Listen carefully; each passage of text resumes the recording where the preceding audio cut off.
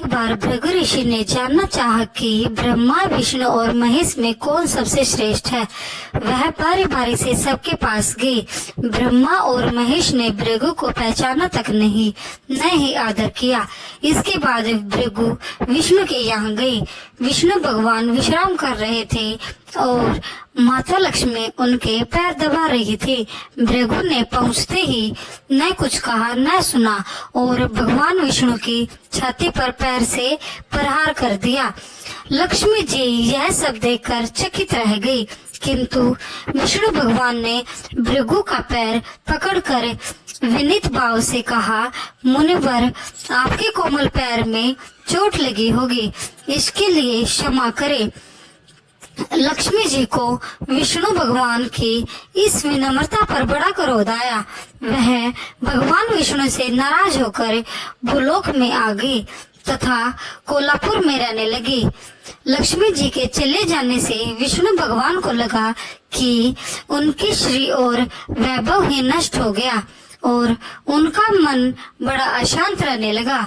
लक्ष्मी जी को ढूंढने के लिए वह श्रीनिवास के नाम से भूलोक आए। घूमते घूमते बेकंठ जल पर्वत क्षेत्र में बुकुला माई के आश्रम में पहुँचे। बुकुला माई ने उनकी बड़ी आवभगत की, उन्हें आश्रम में ही रहने को कहा। एक दिन जंगल में एक मत वाला हाथी आया।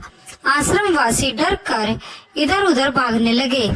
श्रीनिवास ने यह देखा तो धनुष बाण लेकर हाथी का पीछा किया। हाथी डर कर भागा और घने जंगल में अदृश्य हो गया। श्रीनिवास उसका पीछा करते करते थक गए थे। वह एक सरोवर के किनारे वृक्ष की छाया में लेट गए और उन्हें हल्की सी झपकी आ गई।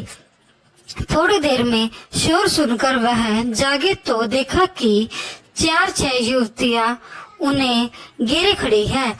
श्रीनिवास को जागा हुआ देखकर वे डट कर बोली, यह हमारे राजकुमारी पद्मावती का सुरक्षित उपवन है और यहाँ पुरुषों का आना जाना मना है। तुम यहाँ कैसे और क्यों आए हो? श्रीनिवास कुछ जवाब दे इससे पहले ही उनकी दृष्टि वृक्ष की ओर से जागती राजकुमारी की ओर गई। श्रीनिवास पद्मावती को एकटक देखते रह गए। थोड़ा संयत होकर कहा, देवियों, मुझे पता नहीं था, मैं शिकार का पीछा करता हुआ यहाँ आया था। थक जाने पर मुझे नींद आ गई, इसलिए क्षमा करें। श्रीनिवास आश्रम में तो लौट आए, किंतु बड़े उदास रहने लगे। एक दिन बुकुला माई ने बड़े प्यार से उनकी उदासी का कारण पूछा तो श्रीनिवास ने पद्मावती से भेंट होने की सारी कहानी कह सुनाई। फिर कहा, उसके बिना मैं नहीं रह सकता।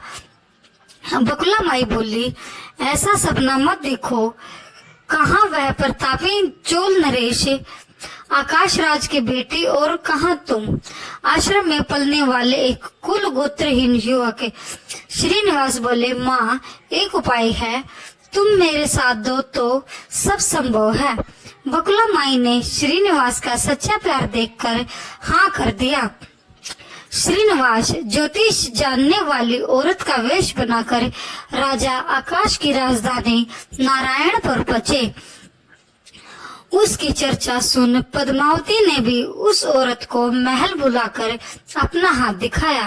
राजकुमारी के हस्तरेखा देखकर वह बोली, राजकुमारी, कुछ दिन पहले तुम्हारी भेंट तुम्हारे सुरक्षित उद्यान में किसी युवक से हुई थी। तुम दोनों की दृष्टि मिली थी। उसी युवक से तुम्हारी शादी का योग बनता है। राजा आकाश ने कुछ सोचकर उत्तर देने के लिए कहा। बकुला माई के चले जाने पर आकाश ने राजपुरोहित को बुलाकर सारी बात बताई।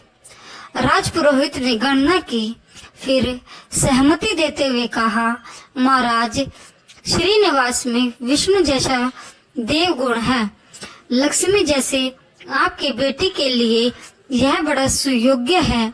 राजा आकाश ने तुरंत बुकला माई के यहाँ अपनी स्वीकृति के साथ विवाह की लगन पत्रिका भेज दी। बुकला माई ने सुना तो वह चिंतित हो उठी। श्रीनिवास से बोली, बेटा, अब तक तो विवाह की ही चिंता थी, अब पैसे न होने की चिंता है। मैं वराह स्वामी के पास जाती हूँ, उनसे पूछती हूँ कि यहाँ किया जाए। बुकला माई श्रीनिवास को लेकर ब्रह्मा स्वामी के पास गई और श्रीनिवास के विवाह के लिए धन की समस्या बताई। तो वराह स्वामी ने 8 दिक्पालों इंद्र, कुबेर, ब्रह्मा, शंकर आदि देवताओं को अपने आश्रम में बुलाया और फिर श्रीनिवास को बुलाकर कहा, तुम स्वयं इन्हें अपनी समस्या बताओ। श्रीनिवास ने देवताओं से कहा, मैं चोल नरेश राजा आकाश की बेटी पद्मावती से विवाह करना चाहता हूँ। मेरी हैसियत राजा के अनुरूप नहीं है, मेरे पास धन नहीं है, मैं क्या करूं? इंद्र ने कुबेर से कहा, कुबेर, इस काम के लिए तुम श्रीनिवासन को ऋण दे दो। कुबेर ने कहा, ऋण तो मैं दे दूंगा, पर उसे यह वापस कब और कैसे करेगा, इसका निर्णय होना चाहिए। श्रीनिवास बोले, इसकी चिंता मत कीजिए, कलयुग के अंत तक मैं सब ऋण चुका दूंगा। कुबेर ने स्वीकार कर लिया। सब देवताओं के साक्षी में श्रीनिवास के ऋण पत्र लिख दिया। उस धन से श्रीनिवास और पद्मावती का विवाह बड़ी धूमधाम से हुआ। तभी नारद ने कोल्हापुर जाकर लक्ष्मी को बताया, विष्णु ने श्रीनिवास के रूप में पद्मावती से विवाह कर लिया है। दोनों वेकांटाचलम पर्वत पर रह रहे हैं। यह सुनकर लक्ष्मी जी को बड़ा दुख हुआ। वह सीधे वेकांटाचलम पहुंचे। विष्णु जी की सेवाम एवं लगी पद्मावती को भला बुरा कहने लगी। श्रीनिवास विष्णु रूप में पति हैं, तूने इसके साथ विवाह क्यों किया? दोनों ने वाक युद्ध होने लगा तो श्रीनिवास को बड़ा दुख हुआ। वे पीछे हटे और पत्थर की मूर्ति के रूप में बदल गए। जब दोनों देवियों ने यह देखा तो उन्हें बड़ा दुख हुआ कि श्रीनिवास तो अब किसी के न रहे।